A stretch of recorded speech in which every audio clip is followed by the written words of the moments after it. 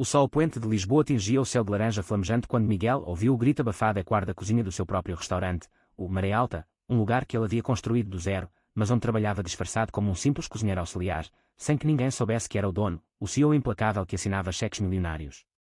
Seu coração acelerou como se o mundo inteiro desabasse ao seu redor, pois o grito não era de dor física, mas de uma traição que ele pressentia no ar úmido e salgado do Tejo. Rafael, o novo sous-chefe que havia conquistado seu coração em segredo, acabara de ser confrontado por um investidor conservador que farejava segredos, e Miguel, com as mãos trêmulas sob o avental sujo de farinha, soube que sua máscara estava prestes a cair, arrastando consigo o amor que ele jurara proteger a qualquer custo. Em 3 segundos, o paraíso que ele criara em forma de pratos perfeitos e olhares roubados transformou-se em um inferno de mentiras expostas, onde um único sussurro poderia destruir tudo. Miguel limpou as mãos no pano amarrado à cintura, o cheiro de alho e azeite virgem impregnado na pele como uma segunda camada de disfarce. Ele havia escolhido Maré Alta como o epicentro da sua vida dupla há 2 anos, logo após herdar o império familiar de restaurantes de luxo. Aos 32 anos, com olhos castanhos profundos que escondiam cicatrizes de uma juventude marcada pela rejeição do pai homofóbico, Miguel decidiu que precisava ver o negócio por dentro, sem as reverências falsas dos gerentes. Sob o nome falso de João, ele cortava cebolas até as lágrimas borrarem a visão, servia pratos aos turistas embriagados pela fada e quando nas ruas de Alfama. Acima de tudo, observava os funcionários como se fossem estrelas em um céu que ele mesmo havia mapeado. Ninguém suspeitava, o homem alto, de cabelos pretos desgrenhados e barba por fazer, era apenas o cozinheiro quieto que chegava cedo e saía tarde, sempre com um sorriso tímido para disfarçar a solidão que o corroía por dentro. Mas então veio Rafael. Aos 28 anos, com pele morena queimada pelo sol do Algarve e um riso que parecia desafiar as marés, Rafael chegara ao Maré Alta, começou chefe há 6 meses, recomendado por um antigo mentor de Lisboa. Ele era o oposto de Miguel, extrovertido, com tatuagens discretas nos antebraços que contavam histórias de viagens pela costa portuguesa, e um orgulho quieto de ser gay em uma sociedade que ainda sussurrava julgamentos nas esquinas. Rafael não escondia quem era, usava um anel prateado no dedo mindinho, símbolo de uma ex-namorada que o ajudara a se assumir, mas carregava o peso de uma família conservadora em Faro, que o deserdara após descobrir sua orientação. No restaurante, ele era o fogo na cozinha, temperando peixes grelhados com ervas silvestres colhidas em Sintra, e seus olhares para Miguel, disfarçados de cumplicidade profissional, acendiam faíscas que nenhum deles ousava nomear ainda. A atração começou sutil, como o sal no ar do oceano. Durante uma noite chuvosa de outono, quando o restaurante estava vazio exceto por um casal de idosos dançando ao som de um violão solitário, Rafael se aproximou de Miguel na despensa. "João, você já sentiu que este lugar nos engole vivo?", murmurou, enquanto arrumavam latas de azeite. Miguel congelou, o coração martelando contra as costelas, e por um instante, seus dedos se tocaram ao pegar a mesma garrafa. "Todo dia", respondeu ele, a voz rouca, e naquele toque, algo se quebrou, não a barreira profissional, mas a muralha que Miguel erguera ao redor do seu desejo.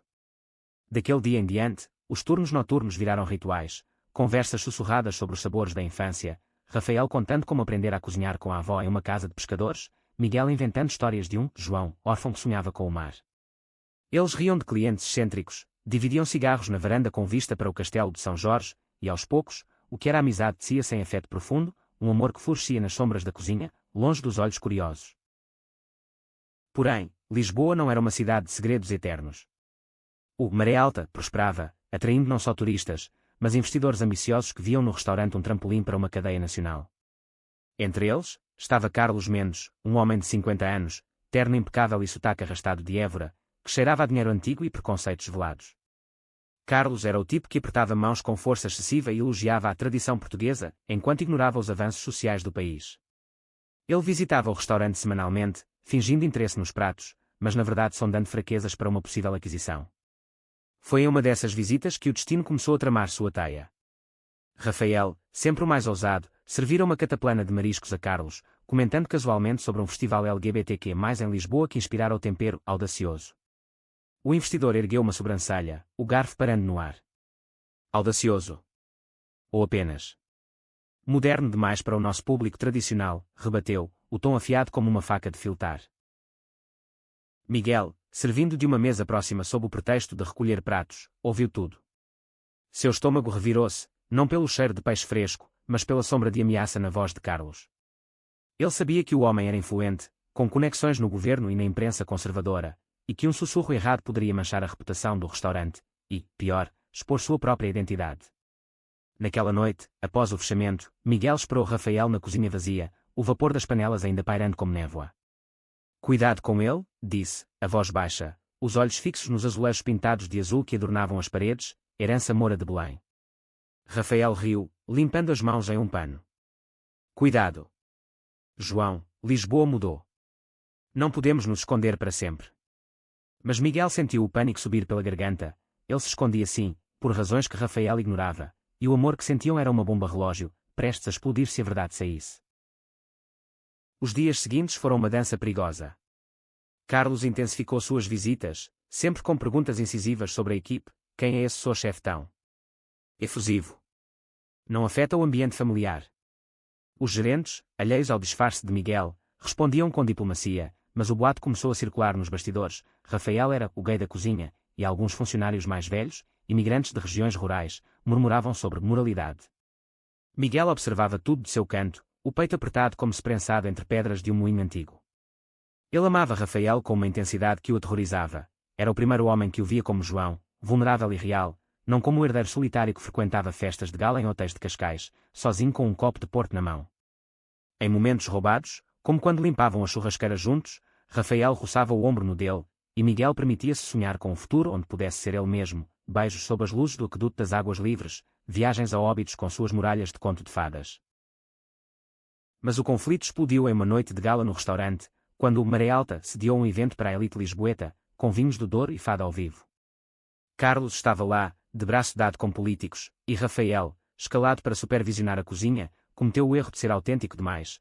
Ao servir uma sobremesa de pastéis de nata com twist vegano, ele mencionou sua inspiração em um ativista que lutara pelos direitos em Portugal. A conversa vazou para o salão, e logo um grupo de convivas cochichava, olhares desviados para a cozinha. Miguel, disfarçado como garçom auxiliar, viu o rosto de Rafael empalidecer quando Carlos o chamou à mesa principal. Venha cá, rapaz. Conte-nos mais sobre essa inspiração moderna. O ar ficou denso, o violão do fado parecendo um lamento fúnebre. Rafael, com o queixo erguido, defendeu-se com graça. Senhor Mendes, a cozinha portuguesa evolui como o país, inclusiva, diversa, cheia de sabores que ninguém imaginava. Mas Carlos sorriu friamente, os olhos calculistas. Evolui. Ou corrompe. Veja, eu invisto em tradição, não em experimentos. Miguel, segurando uma bandeja trêmula, sentiu o sangue gelar. Ele interveio disfarçadamente, derrubando uma taça de vinho perto da mesa para distrair, mas o dano estava feito. Naquela noite, após os últimos convidados partirem, Rafael desabou na copa dos funcionários, os ombros curvados. Eles me odeiam por quem sou, João. Porque eu tenho que provar meu valor 2 vezes. Miguel sentou-se ao seu lado, o coração partido, e pela primeira vez, quase confessou tudo, que ele entendia, que ele também carregava esse fardo, que o amava além das máscaras. Em vez disso, ele o abraçou, um abraço casto mas carregado de promessas, o cheiro de lavanda do sabonete de Rafael misturando-se ao sal das lágrimas não derramadas. O incidente marcou o início de uma espiral. Carlos começou a pressionar os gerentes por mudanças, limpa a equipe de influências externas, sugeria, aludindo a Rafael sem nomeá-lo. Rumores se espalharam como fumaça de um fogão mal regulado, alguns funcionários, leais mas temerosos, pediram demissão, citando tensões no ar. Miguel, como João, defendia Rafael nos turnos, atribuindo-lhe os melhores pratos, mas internamente, o CEO nele planejava contra-ataques, relatórios falsos para afastar Carlos, contatos com aliados progressistas na imprensa. No entanto, o amor complicava tudo. Rafael, sentindo a pressão, começou a se distanciar, seus olhares outrora quentes agora carregados de dúvida. Você é o único que me apoia de verdade, João, disse ele uma manhã, enquanto preparava o peixe para o almoço, mas às vezes sinto que você esconde algo maior que o mar. Miguel engoliu em seco, o segredo queimando como pimenta mal dosada. A tensão culminou em um fim de semana chuvoso, quando o restaurante fechou para reformas menores, uma oportunidade que Miguel usou para confrontar seus demónios. Ele convidou Rafael para um passeio de reconhecimento em Belém, disfarçando como uma saída de equipe. Caminharam pela margem do Tejo, o vento carregando o aroma de doces da pastelaria de Belém, e ali, sob o mosteiro dos Jeronimos, Rafael parou, virando-se para ele com olhos tempestuosos. Eu te amo, João. Mas não posso continuar se você não for honesto comigo. O que você esconde? O mundo parou, Miguel sentiu o peso de anos de solidão cair sobre os ombros. Ele confessou tudo, não o amor, ainda não, mas o disfarce. Eu sou Miguel Almeida, o dono. Trabalho aqui para entender, para proteger este lugar que amo. E você? Você me faz querer ser mais que isso. Rafael recuou, o rosto uma máscara de choque e traição. Você mentiu para mim. Todo esse tempo, eu pensei que éramos iguais, lutando contra o mesmo mundo. Mas você era o chefe, o intocável. A chuva começou a cair, grossa e impiedosa, lavando as palavras não ditas. A briga que se seguiu foi um vendaval emocional. Rafael acusou Miguel de manipulação, de usar o disfarce para testar lealdades, de esconder não só o poder, mas talvez o coração. Você tem medo de ser visto, Miguel, ou João, ou seja lá quem for. Como eu posso amar alguém que nem sabe quem é? Miguel, pela primeira vez exposto, gritou de volta, eu tenho medo porque o mundo nos quebra por sermos quem somos. Meu pai me deserdou por isso, Carlos quer nos destruir por isso. Eu me escondi para sobreviver, para construir algo nosso. Eles se separaram naquela noite, Rafael voltando para o Algarve sem despedida, deixando Miguel sozinho no restaurante vazio, o eco dos seus passos como um adeus final. Dias se transformaram em semanas de agonia, o Maré Alta perdia brilho sem o fogo de Rafael, e Miguel, agora revelado aos funcionários como o CEO, enfrentava olhares mistos de admiração e ressentimento. Mas o destino, caprichoso como as marés portuguesas, não terminara sua dança. Carlos, sentindo fraqueza, lançou um ataque final, vazou para a imprensa um escândalo sobre o restaurante, alegando ambiente hostil devido a agendas pessoais da equipe. Jornais sensacionalistas de Lisboa publicaram manchetes difamatórias, e o telefone de Miguel tocava sem parar com cancelamentos. Desesperado, ele dirigiu até Faro sob uma lua cheia, batendo à porta da casa simples de Rafael à beira-mar. Eu errei, disse, a voz quebrada pelo vento salgado. Mas o que construímos não era mentira. Meu amor por você é real, mais real que qualquer império. Rafael, com olhos inchados de noites insones, hesitou na soleira, o som das ondas como um coro de perdão. Eles conversaram até o amanhecer, desenterrando camadas de dor, as noites em que Rafael se sentia invisível na família, as festas solitárias de Miguel em palácios lisboetas.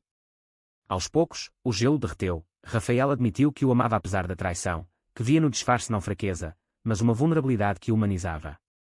Nós superamos isso juntos, murmurou, e naquele abraço sob as estrelas do Algarve, o amor renasceu, mais forte, forjado no fogo da verdade. De volta a Lisboa, eles enfrentaram Carlos de mãos dadas, metaforicamente, no início, mas com uma aliança pública que chocou a elite. Miguel anunciou a parceria abertamente, transformando o Maré Alta em um farol de inclusão, com eventos para a comunidade LGBTQ+, e pratos inspirados em histórias de superação. O clímax veio em uma noite de gala redentora, meses depois. Carlos, convidado por cortesia, sentou-se à mesa principal, mas desta vez, Rafael serviu o prato principal ao seu lado, com Miguel, agora sem disfarces, apresentando-o como seu parceiro. Tradição não é rigidez, Sr. Mendes, disse Rafael, o tom firme mas sereno. É adaptação, como o vinho que melhora com o tempo. O salão aplaudiu, o fado elevando-se em uma melodia de vitória, e Carlos, derrotado pelo peso da mudança, retirou sua oferta de investimento. Na varanda, sob as luzes da cidade eterna, Miguel e Rafael selaram sua jornada com um beijo, o primeiro público, um ato de rebeldia e ternura que ecoou como as ondas do Tejo. Anos se passaram, e o Maré Alta tornou-se lenda, não só pelos sabores, mas pela história de dois homens que desafiaram as correntes invisíveis. Miguel e Rafael, casados em uma cerimônia discreta em Sintra, criaram uma família escolhida, amigos, funcionários leais, e uma fundação para jovens que era em Portugal.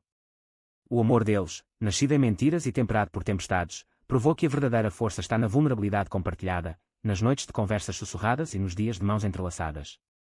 E assim, em Lisboa, onde o passado e o futuro se entrelaçam como vinhas em um muro antigo, eles viveram, não perfeitamente, mas autenticamente, um prato de cada vez.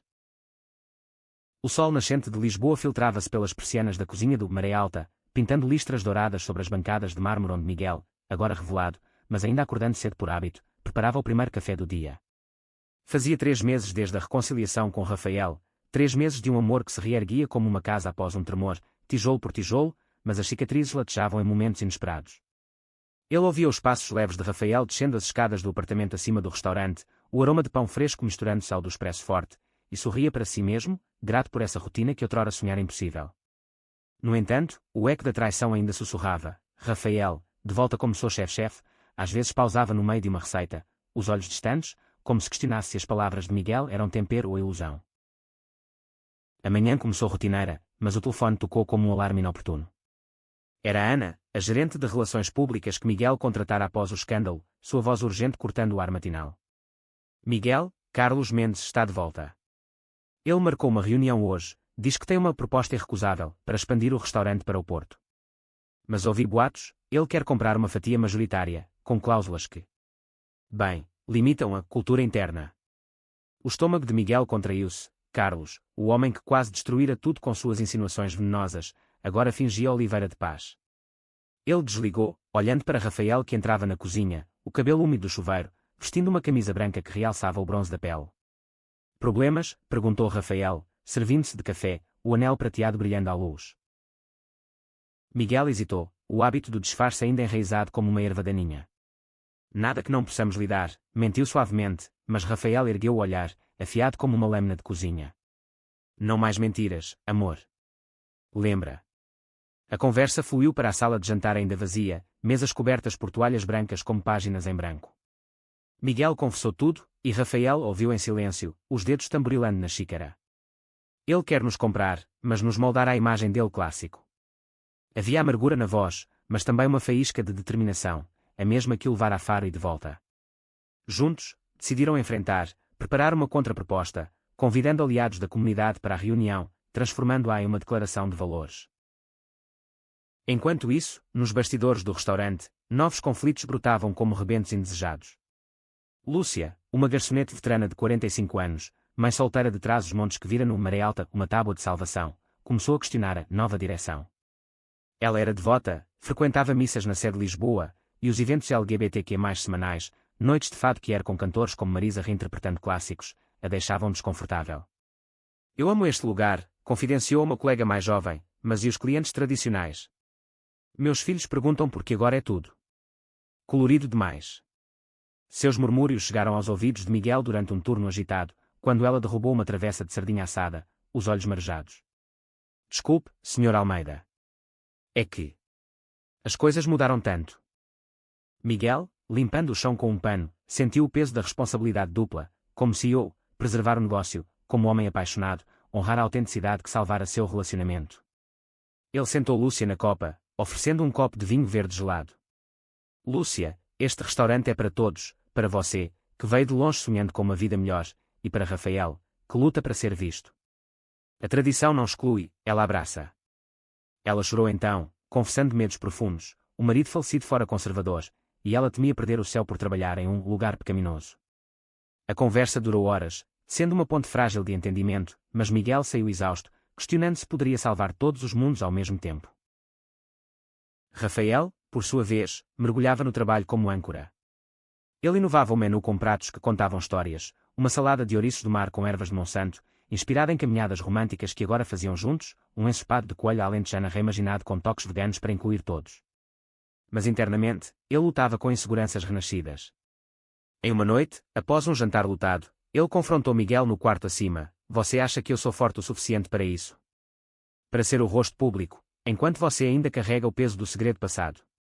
Miguel o puxou para perto, as mãos traçando as tatuagens nos braços de Rafael como mapas de um território familiar. Você é a minha força, Rafa. Sem você, eu ainda seria João, perdido na cozinha. O beijo que se seguiu foi um bálsamo, cheio de promessas silenciosas, reacendendo a chama que o escândalo quase extinguira. A reunião com Carlos chegou como uma tempestade de verão, abafada e imprevisível. O salão do Maré Alta fora arrumado com simplicidade elegante, mesas com pastas de relatórios, garrafas de vinho do Dão, e fotos ampliadas de eventos inclusivos nas paredes. Carlos chegou pontual, flanqueado por advogados de ternos cinza, o rosto uma máscara de cordialidade falsa. Miguel, Rafael, prazer em vê-los juntos. Profissionalmente, claro. O tom era cortante, e Rafael apertou a mão dele com firmeza, sentindo o suor frio. A proposta veio embalada em números impressionantes, a expansão para o Porto, marketing agressivo, mas com cláusulas sutis, políticas de diversidade opcionais, foco em valores familiares tradicionais. Miguel, com o coração acelerado, apresentou a contraoferta, uma parceria minoritária para Carlos, mas com compromisso público de apoio à comunidade queer, incluindo doações para abrigos em Lisboa. O Maré Alta não é só comida, Carlos. É alma portuguesa, diversa, resiliente. O investidor riu, um som seco como folhas mortas. Alma. Vocês romantizam demais. O mercado quer estabilidade, não bandeiras. Rafael, incapaz de se conter, interveio. Estabilidade. Como a que você oferece, sufocando vozes. Nós construímos isso com suor e verdade, não com contratos que nos diminuem. O ar crepitou, os advogados trocaram olhares, e por um momento, Miguel viu o abismo. Aceitar significava segurança financeira, recusar, risco de falência. Mas então veio o inesperado. Lúcia, que Miguel convidara como testemunha silenciosa, levantou-se. Senhor Mendes, eu vim de uma aldeia onde, diferente, era pecado.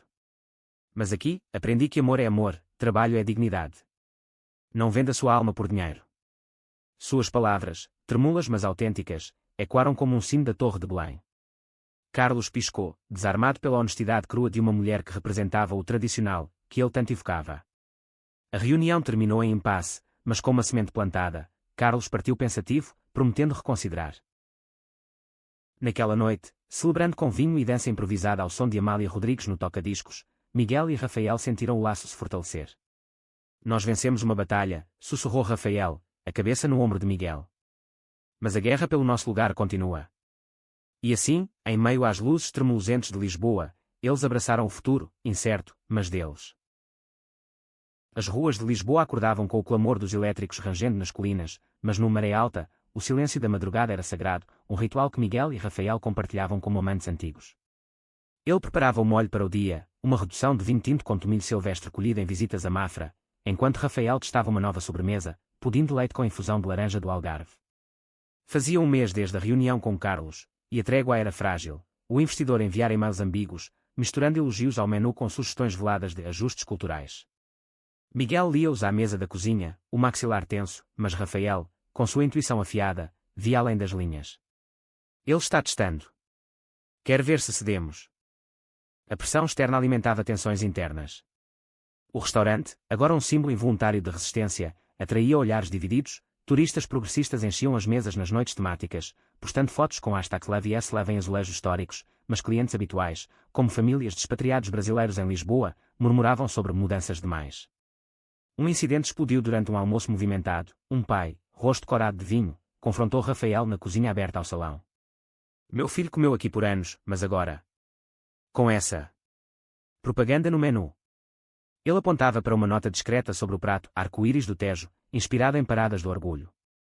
Rafael, com as mangas arregaçadas revelando tatuagens, respondeu calmamente, senhor, o menu celebra Portugal, seu povo, suas histórias. Todos são bem-vindos.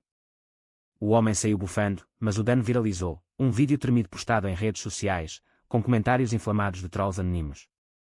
Lisboa caindo no caos woke, dizia um. Miguel, monitorando de seu escritório improvisado acima, sentiu o pânico familiar subir, o mesmo que o levara ao disfarce anos antes. Ele desceu correndo, encontrando Rafael encostado na parede dos fundos, fumando um cigarro apesar da promessa de parar. Eles não param, Miguel. É como lutar contra o mar, uma onda vai, outra vem maior. Miguel apagou o cigarro, puxando-o para um abraço que cheirava a fumaça e sal, então nadamos juntos. Sempre. Para contrabalançar, eles planejaram um evento ousado, uma noite de histórias do mar, convidando contadores de histórias que de todo Portugal, de Porto a Lagos, entrelaçando narrativas pessoais com pratos regionais. Preparativos consumiram semanas. Rafael viajou ao Alentejo por ingredientes autênticos, Miguel negociou com patrocinadores da Ilha Portugal. Mas o stress rachou sua armadura. Em uma discussão acalorada na cozinha, Rafael acusou, você ainda gerencia tudo como CEO, não como parceiro. Eu sinto que sou o escudo, você o castelo. Miguel rebateu, ferido, eu protejo porque amo. Porque sei o que perdemos se falharmos. As palavras pairaram pesadas, e pela primeira vez desde a reconciliação, dormiram em camas separadas, Rafael no sofá da copa, Miguel no quarto frio. O amanhecer trouxe arrependimento. Miguel acordou com o som de Rafael cozinhando, o cheiro de broa de milho preenchendo o ar como um pedido de trégua. Eles se reconciliaram sem palavras grandiosas, um toque na mão, um beijo na testa, e uma caminhada ao longo da Avenida da Liberdade, onde árvores centenárias testemunhavam sua vulnerabilidade. Eu tenho medo de te perder para isso tudo, confessou Rafael, parando sob uma estátua de Camões. O restaurante, o mundo, eles nos sugam. Miguel apertou sua mão, então definimos limites. Amor primeiro, império depois. Foi um pacto simples, mas profundo, reacendendo a intimidade que o trabalho roubara. O evento, Histórias do Mar, foi um triunfo. O salão lutou com rostos diversos, jovens ativistas com cabelos tingidos de arco-íris, casais idosos de mãos dadas, até Lúcia trazendo seus filhos, olhos curiosos. Contos fluíram como vinho, um pescador de Setúbal assumindo-se aos 60, uma artista de Coimbra pintando murais de amor proibido. Rafael serviu pratos que complementavam, bacalhau à brás com ervas de amor perdido, e Miguel, moderando, sentiu orgulho transbordar. Mas o clímax veio inesperado. Carlos Mendes apareceu na porta, sozinho, sem advogados. Eu vim ouvir, disse, sentando-se em uma mesa de canto. Ao final da noite, quando o último conto ecoava sobre o mar revolto de uma juventude escondida, Carlos se aproximou. Vocês têm algo aqui que eu subestimei. Não tradição estagnada, mas viva. Ele ofereceu uma parceria verdadeira, investimento sem amarras, tocado pela humanidade crua. Meu filho é como vocês. Eu fui cego. Lágrimas nos olhos, ele apertou as mãos de ambos, um gesto que selava não só negócios, mas redenção. Na varanda, sob estrelas lisboetas, Miguel e Rafael brindaram com Porto. Vimos o pior e saímos inteiros, disse Rafael. Agora, o melhor nos espera. E assim, o amor deles, testado como ferro na forja, brilhou mais forte. O outono em Lisboa trazia um manto de folhas ocre caindo das árvores do Jardim da Estrela, mas no Maré Alta, o calor da cozinha era eterno, um contraponto ao frio que se insinuava pelas janelas em arco. Com a parceria de Carlos Celada, o restaurante expandia, um pop-up no Porto planejado, novos funcionários contratados, e uma sensação de vitória que pairava como vapor de caldeirões. Miguel e Rafael, agora inseparáveis na vida e no trabalho, navegavam essa onda com cautela, mas o sucesso atraía sombras, invejas veladas, pressões midiáticas, e um fantasma do passado de Miguel que ele pensara enterrado. Tudo começou com uma carta anônima, entregue por um mensageiro discreto durante o rush do almoço. Miguel a abriu na copa, o selo de cera vermelha evocando memórias de cartas paternas frias. Era de seu tio Eduardo, irmão do falecido pai, um homem de negócios implacável em Évora que herdara o controle minoritário do império familiar após a morte do patriarca. Miguel, ouvi sobre suas excentricidades no Maré Alta. Como CEO, você mancha o nome Almeida. Renuncia à gestão ou enfrenta uma disputa acionária. Família acima de tudo.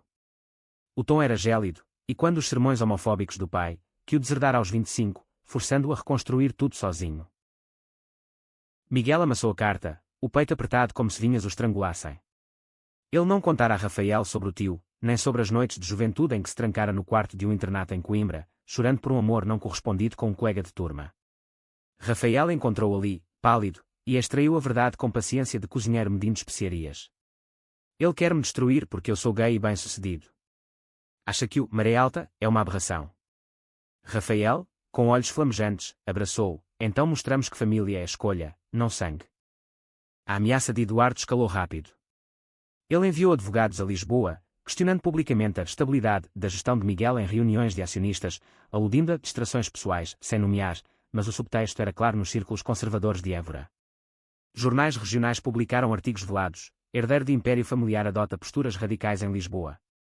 Funcionários do Maré Alta começaram a cochichar, não por preconceito, mas por medo de instabilidade financeira.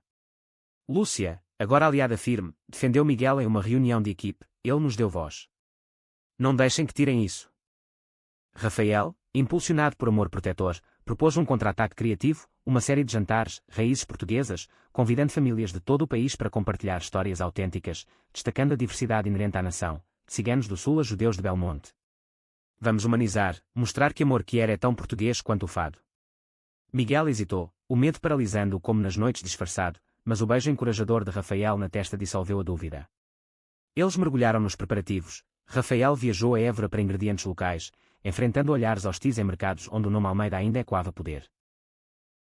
O primeiro jantar foi em uma noite de lua nova, o salão iluminado por velas em castiçais de latão, mesas com damascos e queijos de serpa. Convidados incluíam uma avó trans de Viseu contando lendas folclóricas adaptadas, um casal gay de agricultores no Douro falando de uvas colhidas à mão. Eduardo, espionando via informantes, enviou um emissário, sua sobrinha Clara, prima de Miguel, uma mulher de 30 anos com olhos astutos e um passado de rebeldia contida. Ela sentou-se à mesa principal, provando o prato de javali estufado com um aceno relutante. Tio diz que você está destruindo o legado. Mas isso cheira a casa. A conversa com Clara durou até o fechamento, vinho fluindo como confissões. Ela revelou rachaduras na família. Eduardo, viúvo amargo, projetava medos em Miguel para mascarar sua própria solidão. Ele perdeu um filho para a AIDS nos anos 80 e nunca superou. Culpa os pecados modernos. Miguel, tocado, viu não um inimigo, mas um homem quebrado. Com Rafael ao lado, ele escreveu uma carta de resposta, convite pessoal para Eduardo visitar o restaurante, não como acionista, mas como homem. Eduardo veio, relutante, em uma manhã de neblina. Alto, com cabelos grisalhos e mãos calejadas de vinhedos, ele sentou-se na cozinha, recusando café. Você trouxe vergonha ao nome. Mas Rafael, sem piedade, serviu um prato simples, sopa de cação da infância de Miguel, e as memórias fluíram.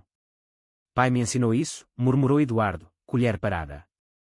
Horas depois, lágrimas escorreram, confissões de arrependimento pelo irmão perdido, medo de perder Miguel também. Eu errei. Família não é linhagem, é perdão. O abraço que se seguiu foi desajeitado, mas real, Eduardo prometendo retirar a disputa, investindo em vez disso na expansão care-friendly.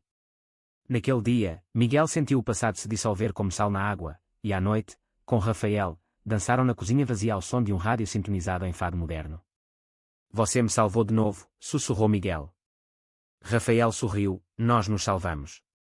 E Lisboa, com suas 7 colinas, testemunhou mais uma vitória do coração sobre o sangue.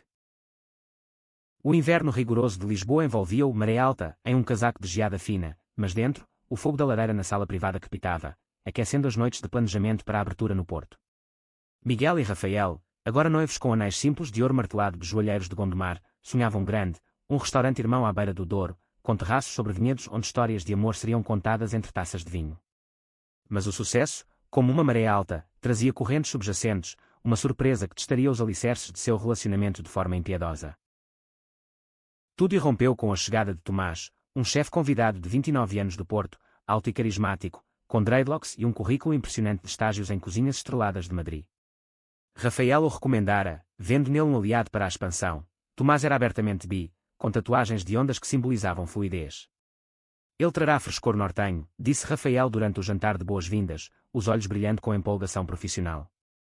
Miguel sorriu, mas uma pontada irracional de ciúme o picou. Tomás olhava para Rafael com admiração que beirava o flerte, e memórias do disfarce o assombravam. E se ele não fosse suficiente? Tomás integrou-se rápido, revolucionando o menu nortenho com pratos como tripas à moda do Porto reimaginadas com algas do Atlântico. Turnos noturnos estendiam-se em sessões criativas na cozinha, risadas e quando até altas horas, e Miguel, ocupado com finanças, sentia-se um intruso em seu próprio mundo.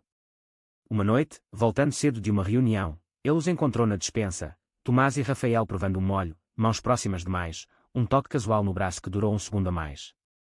É perfeito, Rafa, como você, brincou Tomás, e Rafael riu, alheio. O ciúme ferveu em Miguel como leite a ponto de transbordar. Ele confrontou Rafael no quarto, voz trêmula, ele te quer. E você gosta da atenção. Rafael, exausto, rebateu, é trabalho, Miguel. Você vê fantasmas onde há só colaboração. A briga escalou, palavras cortantes voando, Miguel acusando insegurança projetada, Rafael retrucando com o trauma do disfarce. Você me escondeu uma vez, agora duvida de mim. Portas bateram, e Tomás, ouvindo o eco, sentiu-se culpado, mas sua atração por Rafael era real, complicando lealdades. Dias de silêncio gelado se seguiram, o restaurante sofrendo, pratos mal temperados, clientes notando a tensão. Lúcia, agora confidente, puxou Miguel de lado, amor não é posse, é confiança. Lembra como você duvidou de si mesmo. Inspirado, Miguel convidou Tomás para um passeio pelo bairro Alto, ruas estreitas cheias de história que era. Eu errei, admitiu. Medo me faz cego. Mas Rafael é meu porto. Tomás, honesto, confessou, eu sinto algo, sim. Mas respeito o que vocês têm. Sou amigo, não rival. A reconciliação veio em uma viagem surpresa ao Porto, antes da abertura. Rafael, achando que Miguel precisava de espaço, ficou em Lisboa, mas Miguel retornou com um plano, um jantar privado no terraço do novo local, sob estrelas do norte. Ele cozinhou, seu antigo disfarce agora ferramenta de amor, pratos que contavam sua jornada, uma paella de mariscos simbolizando origens compartilhadas, um doce de amêndoas para doçura reconquistada. Rafael chegou, olhos úmidos, e as palavras fluíram, eu te amo além do ciúme, Rafa. Você me ensina a soltar as âncoras. Eles fizeram amor ali, não com paixão febril, mas com ternura profunda, corpos entrelaçados como raízes de oliveira.